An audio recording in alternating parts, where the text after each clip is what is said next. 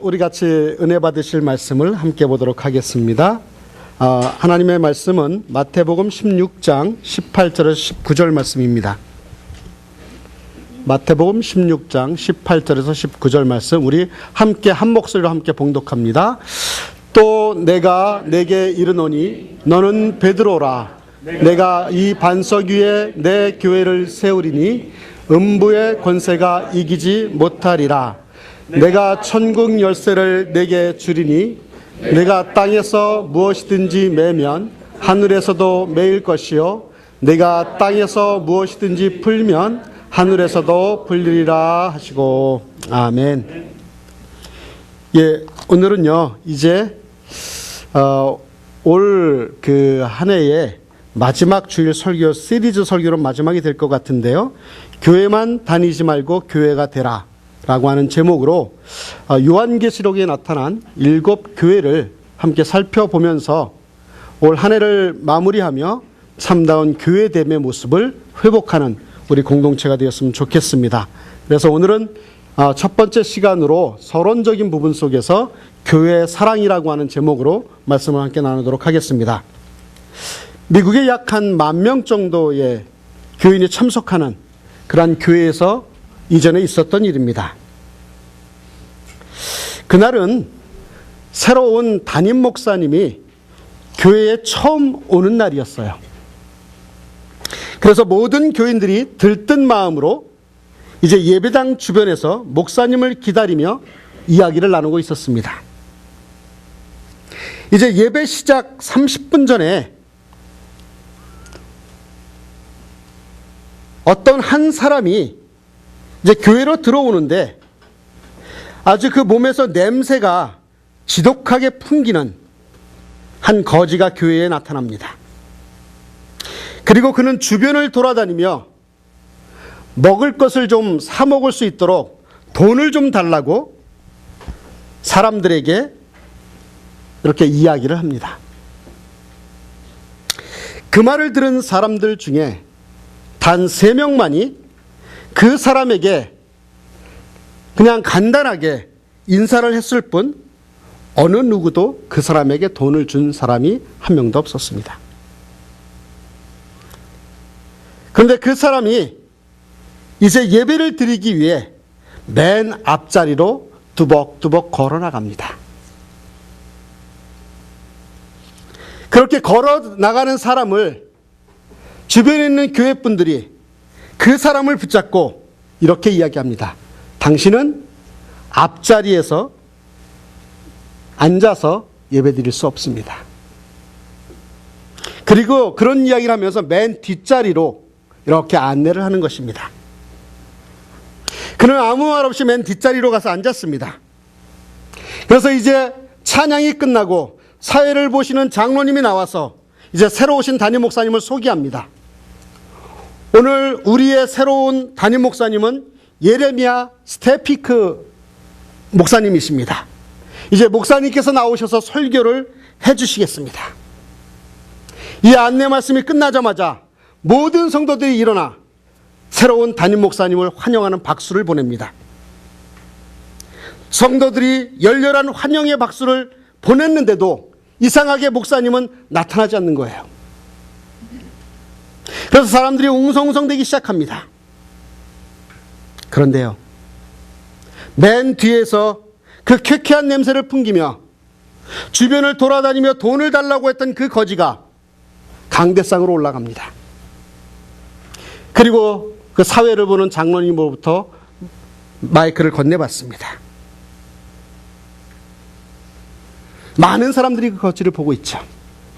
그 거지를 보고 있던 성도들의 박수 소리는 점점 작아지기 시작합니다. 그럴 때쯤에 이제 강대상에 올라간 그 거지는 어떤 말도 하지 않고 자기 손에 들려져 있던 성경을 펴서 읽기 시작합니다. 그 말씀이 마태복음 25장 34절에서 40절 말씀입니다. 그때의 임금이 그 오른편에 있는 자들에게 이르시되 내 아버지께 복받을 자들이여 나와 창세로부터 너희를 위하여 예비된 나라를 상속받으라. 내가 줄일 때에 너희가 먹을 것을 주었고 목마를 때에 마시게 하였고 나그네 되었을 때에 영접하였고 헐벗었을 때에 옷을 입혔고 병들었을 때에 돌아보았고 옥에 갇혔을 때에 와서 보았느니라. 이에 의인들이 대답하여 이르되 주여 우리가 어느 때에 주께서 줄이신 것을 보고 음식을 대접하였으며 목마르신 것을 보고 마시게 하였나이까? 어느 때에 나그네 되신 것을 보고 영접하였으며 헐벗으신 것을 보고 옷 입혔나이까? 어느 때에 병드신 것이나 옥에 갇히신 것을 보고 가서 배웠나이까 하리니 임금이 대답하여 이르시되 내가 진실로 진실로 너희에게 이르노니 너희가 여기 내 형제 중에 지극히 작은 자 하나에게 한 것이 곧 내게 한 것이니라. 그 목사님은 이 말씀을 읽고 난 후에 교회에 모인 모든 사람들에게 자기가 아침에 경험했던 이야기를 나누기 시작합니다. 그 이야기를 듣고 있던 성도들 중에 곳곳에서 눈물을 흘리며 울기 시작합니다. 울음소리가 들려와요. 그곳에 앉아있던 대부분의 성도들은 부끄러움으로 고개를 들지 못했습니다. 목사님은 그런 모습을 보고 마지막으로 힘주어 이렇게 말합니다. 저는 오늘 아침 많은 사람들이 모여있는 모임을 보았지만 하나님의 교회는 보지 못했습니다. 세상에 사람은 많지만 하나님의 교회를 이루는 성도는 많지 않았습니다. 여러분은 언제까지 교회만 다니겠습니까? 여러분은 언제 교회가 되시겠습니까? 오늘부터 교회만 다니지 말고 교회가 되라는 시리즈의 제목으로 함께 요한계시록에 나와 있는 7교회에 대해서 은혜를 나누고자 합니다. 지금 우리가 살고 있는 이 세대 속에서 교회라고 하는 빛이 점점 사라져가고 있는 듯합니다. 사실 엄밀하게 말하면 우리 교회가 역사를 통해서 잘한 부분도 있고요, 잘못한 부분도 있는 것이 사실이에요. 그러나 그러한 역사를 통해서 교회의 빛이 완전히 사라졌던 때는 한 번도 없었습니다. 아마 그 빛이 완전히 사라졌다면 교회 또한 이 세상에서 그 존재가 소멸되고 말았을 것입니다. 그러나 교회의 빛은 언제나 그렇게 어둡고 힘들고 탁한 상황 속에서도 교회 자신의 존재를 드러내고 있었고, 그 빛을 통하여 세상에 소망의 메시지를 던져줄 수 있었던 것입니다. 그렇습니다, 여러분. 세상에 소망이어야 하고 세상에 빛이어야 할 교회, 교회가 때로는 주님의 기대와 사람들의 기대에 미치지 못하기도 했지만 교회는 계속해서 세상에 빛을 비추어 오고 있습니다. 여러분, 어떻게 그럴 수 있었을까요? 어떻게 이 교회의 존재가 그 어두움 속에서 빛을 발할 수 있었을까요? 그 이유가 무엇일까요? 저는 그렇게 생각합니다. 그 이유는 무엇이냐면 교회의 주인이 예수 그리스도이시기 때문에 그렇습니다. 오늘 본문인 마태복음 16장 18절에서 예수님께서는 친히 교회를 가르쳐 나의 교회, my church라고 이야기하고 있습니다. 그리고 선언하십니다. 저와 여러분들이 다 알다시피 교회가 무엇이에요? 믿는 자들의 모임이라고 우리는 이야기합니다. 즉 그리스도인들의 모임을 교회라고 합니다. 그런데 문제는요, 그 그리스도인이라고 하는 사람들이 바로 무늬만 그리스도인들이 모인 것이 교회라고 하기 때문에 문제가 발생하는 거예요. 교회를 다니고 있기는 한데 삶에서 구별이 없는 그러한 교인들을 향한 세상 사람들의 비아냥 소리죠. 무늬만 그리스도인. 언제부터 교회가요, 사랑도 감동도 없는 그런 존재가 되었을까요? 진리를 외면한 채 세상의 욕망과 벗하며 세상의 가치 기준을 따라 질주하는 교회들, 하나님의 눈물을 보지 못하고 예수 그리스도의 보혈의 공로를 잊어버린 그러한 교회, 믿지 않는 영혼들을 향한 눈물이 메말라가 있는 교회들, 복음을 전하기는커녕 오히려 교회의 악행 때문에 복음 전도에 장애물이 되어가고 있는 그런 교회들, 열매 없이 교회만 왔다 갔다 하는 무늬만 그리스도인들이 모임이 되어버린 그런 교회들.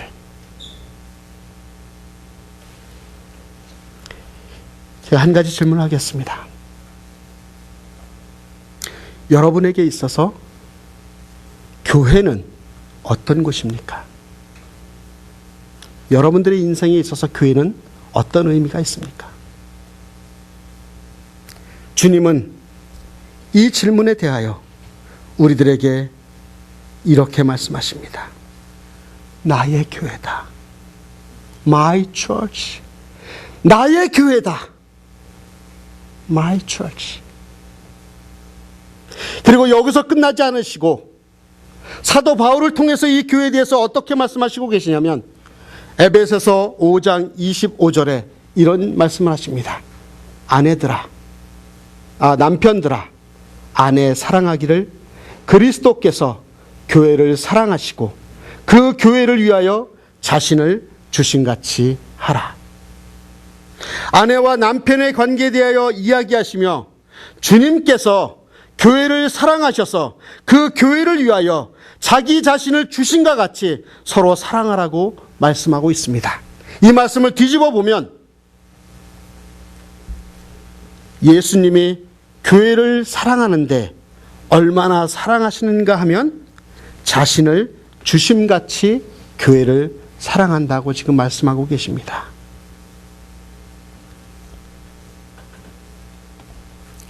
이제 앞으로 7주 동안에 이 아시아의 7교회를 우리가 함께 볼 것입니다. 이 7교회를 구체적으로 살펴보기 전에 제가 오늘 함께 여러분들과 나눌 그러한 메시지의 포인트는 뭐냐면 교회 사랑이라고 하는 거예요. 이 교회 사랑이, 내가 교회를 사랑한다고 하고 있는데 이 교회 사랑의 근거가 어디에 있는가? 왜 우리가 교회를 사랑하고 소중히 여겨야 할 것인가를 함께 나누고 싶습니다. 우리의 교회 사랑, 무엇 때문이어야 합니까? 우리가 교회를 사랑해야 할 이유가 무엇입니까? 첫 번째, 예수님이 교회를 세우려 오셨기 때문에 우리는 교회를 사랑해야 합니다. 우리는 흔히 예수 그리스도께서 이 땅에 오신 목적을 이야기할 때 우리를 죄에서 구원하시기 위해서 오셨다고 이야기합니다. 맞는 말이죠. 정답이죠. 예수 그리스도께서는 우리의 구원을 위해서 이 땅에 오셨습니다. 누가복음 19장 10절의 말씀처럼 인자가 온 것은 잃어버린 자를 찾아 구원하려 함이라고 말씀하고 있습니다. 그런데 여러분, 예수님께서는요, 단순히 우리 개인들을 구원하는 데 만족하지 않으셨습니다. 또 거기에 목적이 전부가 아니었습니다. 예수님을 통해 구원받은 우리가 세상을 구원하기 위해 구원의 복음을 전하는 공동체를 세우고자 하심이 바로 그분의 목적이었습니다. 그 공동체가 뭐예요? 교회입니다.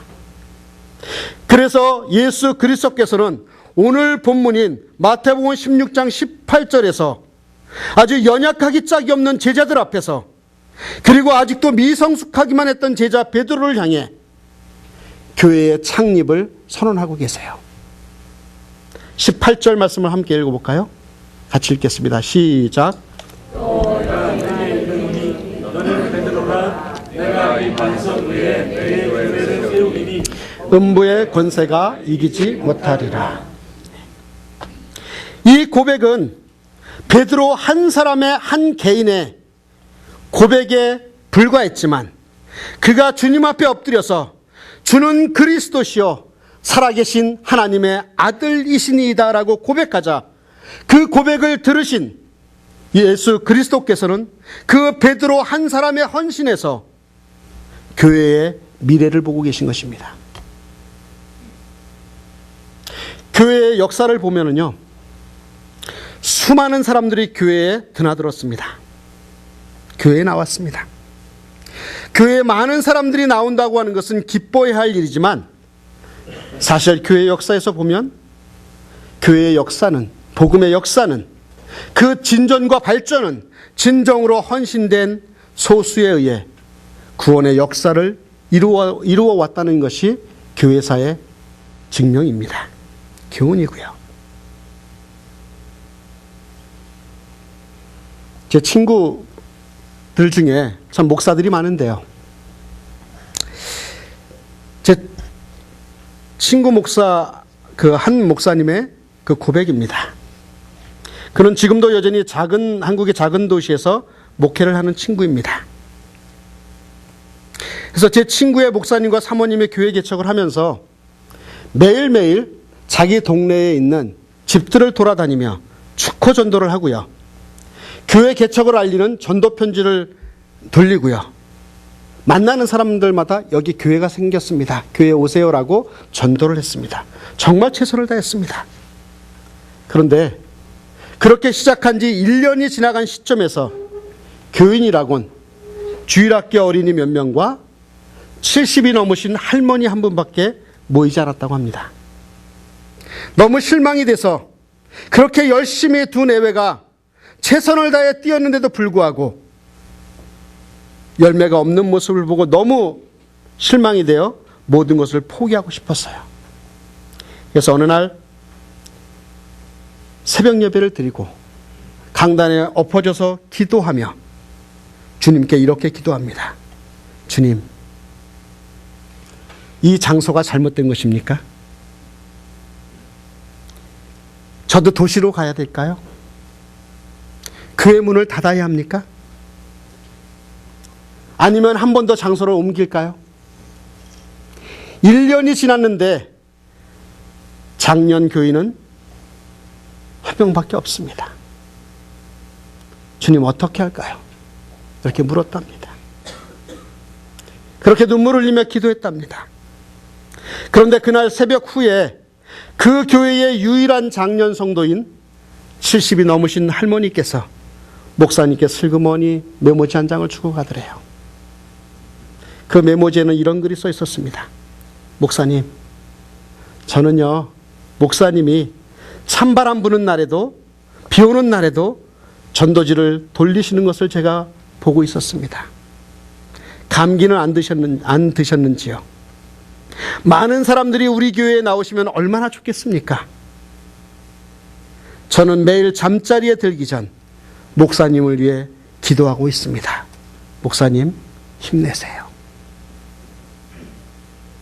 그날 아침 저희 친구 목사는 그 할머니 한 분을 자기 성도, 자기 양떼, 자기 교인으로 생각하지 못했던 것을 회개하고 그 할머니의 그 믿음을 교회의 미래로 새롭게 보고 용기를 얻어 지금까지 목회하고 있습니다.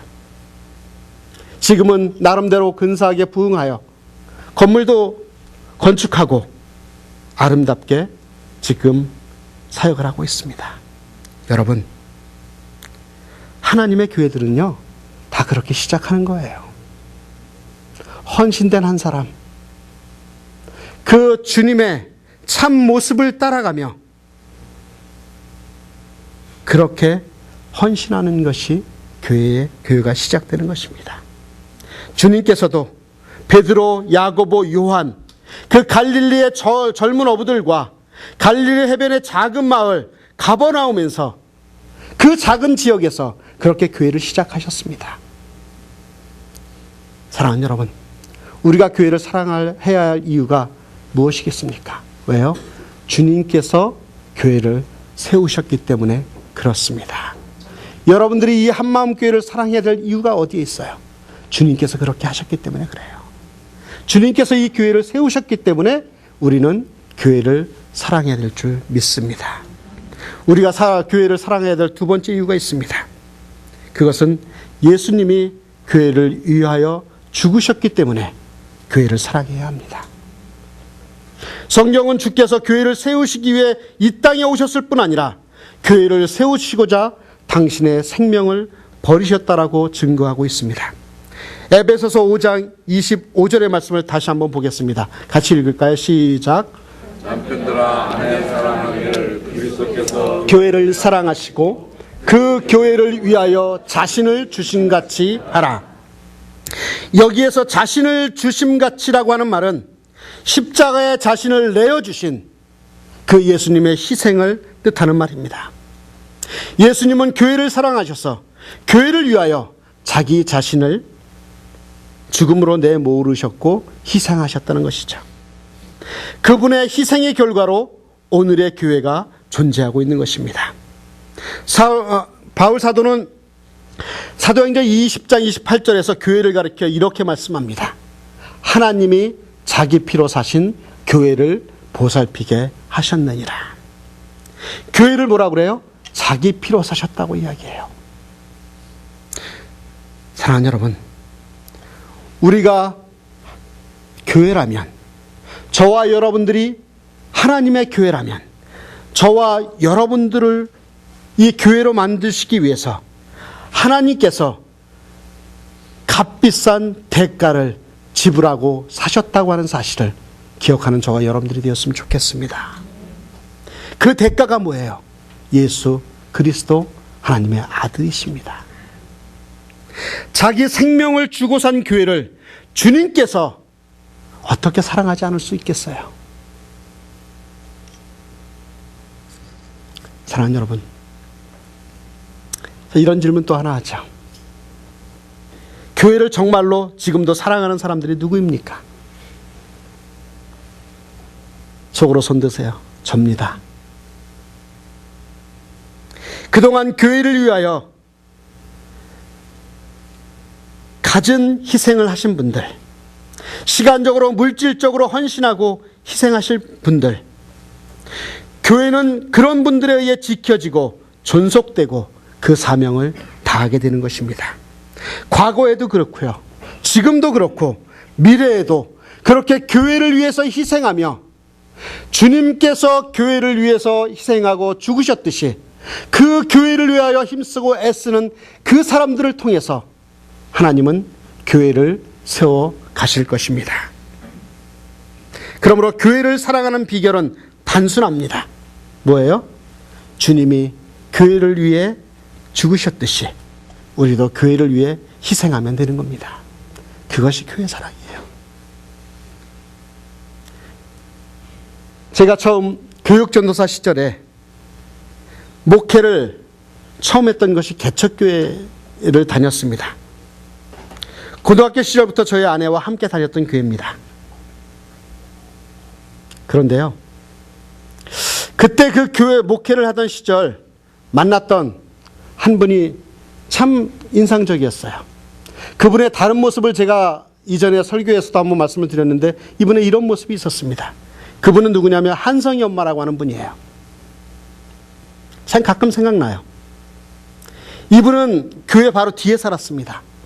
본래 그 동네에서 소문이 나길 욕도 잘하고요, 무식하고요, 특별히 돈에 대해서 인색하기로 소문난 사람이에요. 그런데 이분이 전도를 받고 교회에 나온 지 얼마 안 돼요. 주일 예배 시간에, 특별히 헌금 시간에, 교회도 작은데 요만한 사이즈였나요? 이렇게 크기가? 저 한쪽에 앉아서 펑펑 울기 시작합니다. 근데 그분이 우시는 타이밍이 참 이상해요. 보통 교회 와서 대부분의 예배 시간에는 눈물 흘리는 시간이 언제예요? 기도하는 시간이거나 찬양하는 시간이거나 아니면 설교 시간인데 이분은 헌금 시간에 울어요. 희한해요. 근데 나중에 알고 보니까요, 이분은요, 정말 노랭이로 소문이 난 사람인데 어떤 일에도 돈 주머니를 열지 않던 이분이 이제 주님을 영접하고 주님을 위해 처음 헌금하기 위해서 돈 지갑을 열면서 스스로 감격해서 펑펑 우는 거예요. 자기가 스스로 감격해가지고. 자기 자신이 그동안 가지고 있던 욕심이 깨어지며 교회를 향한 작은 희생이 시작된 그 순간입니다. 그 순간이에요. 사랑하는 여러분, 교회 사랑이요? 그것은 교회를 향한 작은 희생에서부터 교회 사랑이 나오는 줄 믿습니다. 그렇기 때문에 우리가 교회를 사랑해야 될 이유가 거기에 있어요. 마지막으로 세 번째, 우리가 교회를 사랑해야 될 이유가 있습니다. 그것은 예수님이 교회를 통하여 일하시기 때문에 교회를 사랑해야 합니다. 우리가 교회를 사랑할 또 하나의 이유는 지금도 주님께서는 교회를 통하여 일하시고 있기 때문입니다. 그리고 그 교회를 통하여 성도를 만나주시기 때문입니다. 우리가 주님의 살아계심을 어떻게 인지하고 경험할 수 있을까요? 그것은요, 우리의 예배, 우리의 기도, 우리의 교제의 현장이야말로 그분을 만나는 장이라고 할 수 있습니다. 저는 우리 교회 예배 시간 가운데 가장 좋아하는, 또 뭐 다 좋아하지만 특별히 우리 교회에 여러 가지 모임의 시간들이 있는데, 예배 시간들이 있는데 가장 좋아하는 시간 중에 하나가 뭐냐면 금요일 기도의 시간입니다. 이제 주말이 시작되는 금요일 저녁 시간임에도 불구하고 이제 피곤한 몸을 이끌고 나와서 정말 무릎 꿇고 찬양하고 기도하며 울부짖는 그 현장이야말로 주님을 깊게 만나는 현장이라고 저는 생각을 합니다. 하나님은요, 이러한 자그마한 그 만남의 장을 통해서, 그 사역의 장을 통해서 교회를 이루시는 줄 믿습니다. 이 세상에는 많은 기독교 기관들과 선교 단체들이 있습니다. 그러한 기독교 선교 기관들과 선교 단체들은 교회의 부족한 부분을 채우기 위해서 존재하는 것이라고 저는 생각을 합니다. 하나님께서는 이 땅에 가정과 교회만 만드셨죠. 그 얘기는 무엇이냐면 결국 이 세상에 많은 선교단체들이 있고 많은 기독교 단체들이 있고 학교가 있지만 그 모든 것들이 연합해서 결과적으로 어디를 통해서 일해요? 교회를 통해서 일하게끔 되어져 있습니다. 그것이 하나님의 창조 섭리입니다. 그래서 교회를 뛰어넘는 그런 선교단체는 있을 수가 없어요. 왜요? 교회를 하나님께서 만드셨기 때문에, 교회를 통해서 일하시고 있고 일하실 것이기 때문에 그렇습니다. 우리의 신앙생활도 마찬가지죠. 교회 중심의 신앙생활이 참다운 하나님을 향한 그러한 믿음의 발걸음이 되지, 다른 것을 통해서는 결코 올바른 길을 가기가 쉽지 않다고 하는 것이죠. 결과적으로 모든 것들이 교회를 통해서, 교회를 향하여 와야 될 줄 믿습니다. 왜요? 하나님께서 그렇게 창조해 놓으셨기 때문에, 하나님께서 그렇게 만들어 놓으셨기 때문에, 교회 외에는 이 땅을 구원할 수 없기 때문에 교회를 하나님께서 세우신 줄 믿습니다. 이런 교회를 향한 주님께서 주신 특권이 있어요.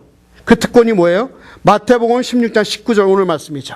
같이 읽겠습니다. 시작. 내가 천국 열쇠를 내게 주리니 내가 땅에서 무엇이든지 매면 하늘에서도 매일 것이요 내가 땅에서 무엇이든지 풀면 하늘에서도 풀리리라.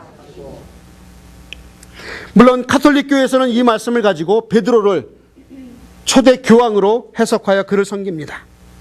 그러나 우리 개신교회에서는 그런 베드로 한 개인의 리더인 베드로 한 사람이 아닌 교회 공동체의 믿음의 고백으로 이 말씀을 해석을 합니다. 이 마태복음 18장 18절에서 19절 말씀을 통해서 그러한 의미가 분명하게 드러나고 있다고 저는 생각을 합니다. 마태복음 18장 18절 말씀을 보면 마태복음 16장 19절과 정확하게 같은 내용이 기록되어 있습니다. 진실로 진실로 너희에게 이르노니 무엇이든지 너희가 땅에서 매면 하늘에서도 매일 것이요 무엇이든지 땅에서 풀면 하늘에서도 풀리리라. 그런데 그 다음 18장 19절에 보면 그것이 어떻게 이루어지는가를 가르쳐주고 있어요. 19절에 보면 진실로 다시 너희에게 이르노니 너희 중에 두 사람이 땅에서 합심하여 무엇이든지 구하면 하늘에 계신 내 아버지께서 그들을 위하여 이루게 하시리라. 무슨 얘기입니까? 교회 공동체 내에서 서로를 위한 우리의 기도를 통해서 우리는 인생의 문제를 메고 푸는 위대한 경험을 한다고 하시는 것이죠. 그래서 우리가 셀 모임을 모일 때마다 또 소그룹을 모일 때마다 또 예배를 드릴 때마다 우리의 문제를 내어놓고 기도하는 이유가 거기에 있는 것입니다. 왜요? 주께서 거기에 임재해 계시기 때문에 그렇습니다. 마태복음 18장 20절에 보면 이렇게 말씀합니다. 두세 사람이 내 이름으로 모인 곳에는 나도 그들 중에 있느니라. 예수님은 이렇게 두세 사람이 주님의 이름으로 모인 교회에 함께 하시고 그 교회를 통하여 일하고 계신 줄 믿습니다. 우리는 이런 교회를 사랑하는 거예요.